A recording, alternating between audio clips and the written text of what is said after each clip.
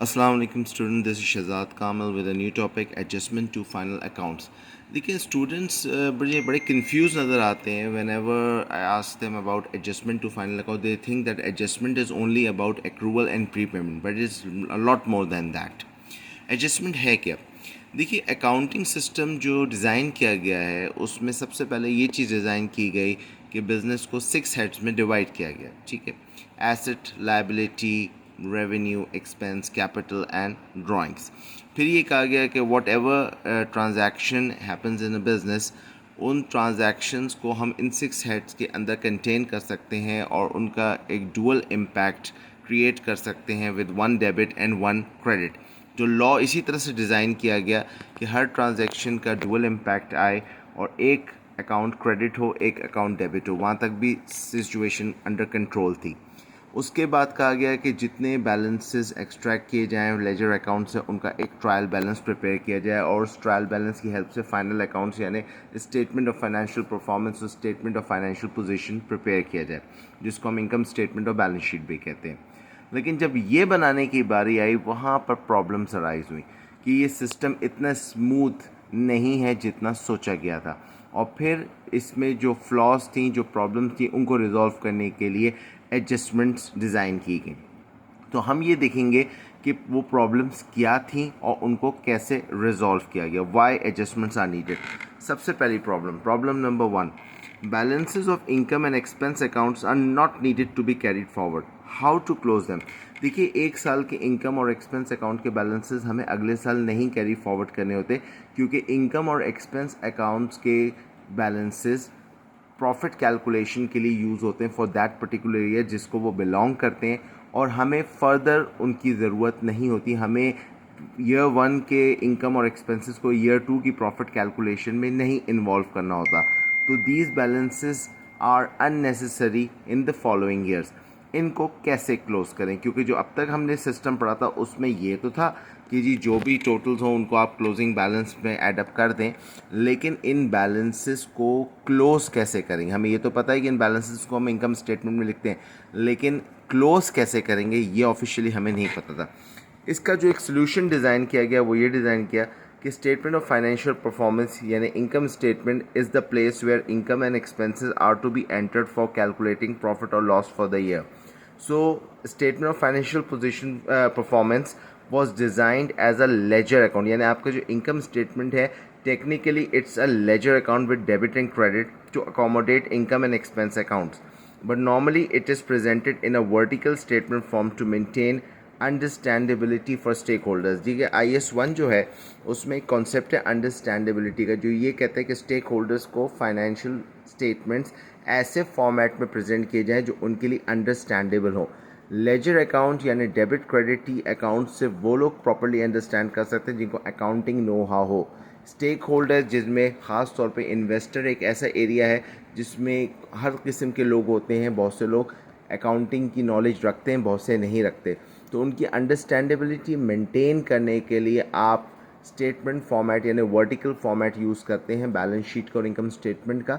तो ये भी रीज़न आपके जहन में होना चाहिए कि why if income statement is a ledger account then why it is presented in a statement form. तो इसका रीज़न है अंडरस्टैंडेबिलिटी फॉर स्टेक होल्डर्स जो कि रिक्वायर्ड है अंडर IS1। तो इस वजह से इसके फॉर्मेट को हम थोड़ा सा ऑल्टर करते हैं स्टेक होल्डर्स की अंडरस्टैंडेबिलिटी मेंटेन रखने के लिए। तो देखिए सोल्यूशन क्या बनाया उन्होंने कहा जी इनकम स्टेटमेंट को लेजर अकाउंट बना दें यानी टी अकाउंट बना दें, जहां पर हम इनकम और एक्सपेंस अकाउंट के बैलेंसेस को ट्रांसफ़र करके क्लोज कर देंगे। इस तरह से प्रॉफिट भी कैलकुलेट हो जाएगा और इनकम और एक्सपेंस अकाउंट के बैलेंसेस भी ख़त्म हो जाएंगे। एक तीर से दो शिकार हो जाएंगे। एंट्रीज़ क्या बनाई गई? एक्सपेंसेस को कैसे ट्रांसफ़र करेंगे? एक्सपेंसेस का बैलेंस होता है डेबिट, तो उनको क्रेडिट करें, प्रॉफिट एंड लॉस अकाउंट में डेबिट कर दें। इनकम अकाउंट्स के बैलेंसेस होते हैं क्रेडिट, उसको डेबिट करके क्लोज करें और ट्रेडिंग अकाउंट को क्रेडिट कर दें। इस तरह से इनकम और एक्सपेंस आपके इनकम स्टेटमेंट में पहुंच जाएंगे और बैलेंसेस भी इनके क्लोज हो जाएंगे। Okay, statement of financial position SOFP जिसको हम बैलेंस शीट कहते हैं, वो आपके बिजनेस के 4 हेड्स को अकोमोडेट कर रहा होता है। Balance sheet asset, liability, capital and drawings. But this statement is not a ledger account by nature, as these heads are not to be closed each year and their balances are carried forward. देखिए यहाँ बात याद रखिएगा, assets क्योंकि carry forward करते हैं एक साल से दूसरे साल, तो उनके बैलेंसेस भी कैरी फॉरवर्ड करते हैं। लाइबिलिटीज़ भी बहुत सी ऐसी होती हैं जो एक साल से दूसरे साल आगे कैरी फॉरवर्ड करती हैं। तो जो भी लाइबिलिटी अगर पेंडिंग है, जो एसेट आपको इकोनॉमिक बेनिफिट प्रोवाइड कर रहा है, अगर वो कंटिन्यू कर रहा है तो डेफिनेटली उसका बैलेंस भी कंटिन्यू करना चाहिए टेक्निकली। कैपिटल और ड्राइंग्स के बारे में मैं अभी आगे आपको तरीक़ाकार बताऊंगा। बहरहाल कैपिटल और ड्राइंग अगर आपके बिजनेस में मौजूद है तो they should be carried forward but in a particular manner. But this statement is not a ledger account by nature. देखिए balance sheet by nature T account नहीं है, यानी इसमें डेबिट क्रेडिट से एंट्रीज नहीं पास होती हैं। ये स्टेटमेंट फॉर्म में ही प्रेजेंट किया जाता है ऑफिशियली। बहुत जगह इसको एक लेजर अकाउंट फॉर्मेट में लोग प्रेजेंट कर देते हैं, in some books you will find it, but officially और technically it's not a T account. तो याद रखिए कि बैलेंस शीट आपके सिस्टम के 4 हेड्स को अकोमोडेट करता है and it is not a T account, और यही 4 हेड्स जो हैं आपके कैरी फॉरवर्ड करते हैं टू द फॉलोइंग ईयर्स। जो 2 हेड्स क्लोज हो जाते हैं उनको इनकम स्टेटमेंट अकोमोडेट करता है, और वो हर साल हमें क्लोज करने पड़ते हैं क्योंकि एक साल के बैलेंसेस की हमें दूसरे साल नहीं ज़रूरत होती। अच्छा जी, अब हमें इनकम और एक्सपेंस अकाउंट का सोल्यूशन तो मिल गया कि उनके बैलेंसेस को हम कैरी फॉरवर्ड करके क्लोज करते हैं। अगला प्रॉब्लम आता है, problem number 2, how to enter opening and closing stock in statement of financial performance. We do not have an account for inventories up till now.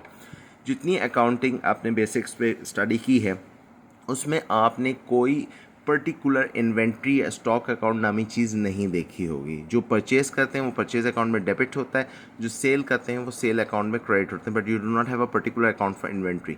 अब इन्होंने अपने पाँव पे खुद कुल्हाड़ी मारी, इन्होंने इनकम स्टेटमेंट को लेजर अकाउंट यानी टी अकाउंट बनाया, लेकिन ये तो सोचा ही नहीं कि इसमें स्टॉक कैसे एंटर करेंगे। अब स्टॉक को भी उसी रास्ते से एंटर करना पड़ेगा, यानी through a double entry, through a ledger entry. कैसे एंटर करेंगे? स्टॉक का तो हमारे पास कोई अकाउंट ही नहीं जहाँ से बैलेंसेस को फॉरवर्ड करें। तो अब इसका एक और सोल्यूशन निकाला गया, prepare a ledger account for inventories.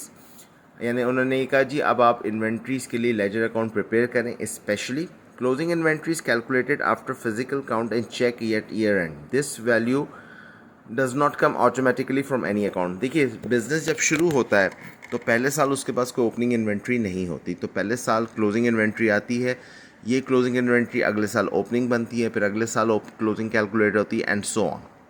तो देखिए ये जो फर्स्ट ईयर क्लोजिंग इन्वेंट्री आती है ये किसी लेजर अकाउंट से आपके पास नहीं आती, that comes from a physical account. जो इंटरनेशनल अकाउंटिंग स्टैंडर्ड नंबर 2 है इन्वेंट्रीज़ का, वो रिक्वायर ये करता है कि इन्वेंट्रीज़ की वैल्यूएशन जब फाइनलाइज करें, जब आप एक फ़िज़िकल चेक अपने वेयर हाउसेज में कर लें, चेक कर लें इन्वेंट्रीज़ सही पोजीशन में है, सही कंडीशन में है, उसके बाद उनकी वैल्यूएशन करके, and inventories are valued at lower of cost and NRV, वो अप्लाई करके फिर इन्वेंट्री की वैल्यूएशन फाइनलाइज करें। ऑटोमेटिकली कोई ऐसी जगह नहीं जहाँ से हमें इन्वेंट्री की वैल्यूएशन मिल जाए।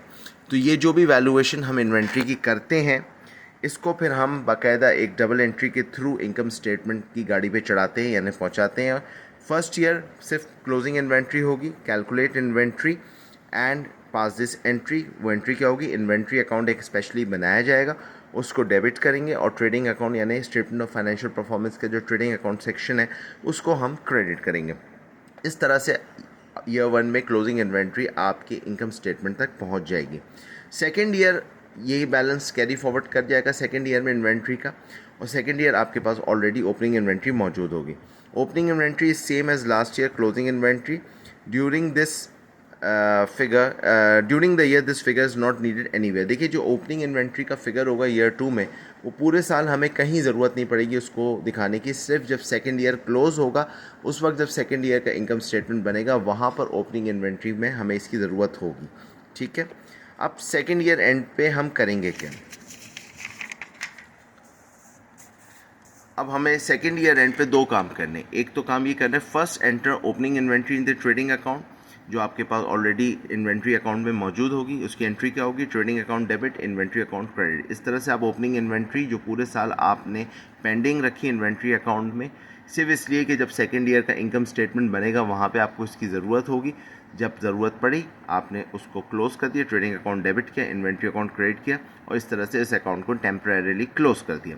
फिर उसके बाद आपने अपने ओल्ड प्रोसीजर के थ्रू यानी फिजिकल चेक एंड काउंट के through second year closing inventory compute की और उसको फ्रेश एंटर कर दिया, inventory debit, trading account credit and so on.